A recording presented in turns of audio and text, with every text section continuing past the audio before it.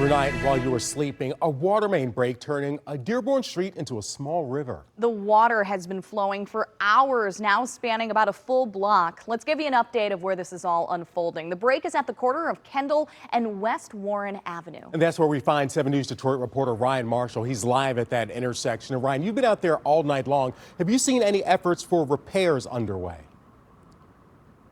Well, there haven't been any crews that have come out here since all of this water's been coming out onto the street. And residents here on Kendal Avenue, I got to tell you guys, have been increasingly worried about all of this water continuously flowing out into the middle of the street. Take a look at just how far down the street it has gone. As you can see, the water is steadily flowing. It's been flowing for several hours now. I arrived on scene just after 2:30 a.m.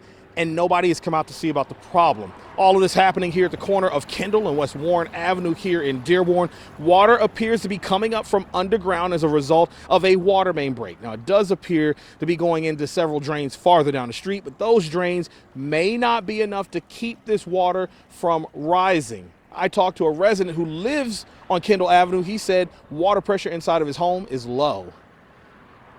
All of this water here that's coming out of this road right here, yeah. When did you first notice that? Like 2 hours ago. I was about to hop in the shower, I turned it on, and like not a lot of water is coming out. It was like little drops. I check out the window, I see that the whole street is flooded. This water's coming out significantly. You know, it's a certain time now, a couple hours. Has anybody come and said anything? Hey, we're going to shut this thing off? My dad called the city like an hour ago. They said they're going to send someone out, but we're still waiting for them. All right, back out here live now in Dearborn. I reached out to the Dearborn Department of Public Works number listed on the city's website to report this water main break. The automated message directed me to the Dearborn Police Department Dispatch Center because it was after hours.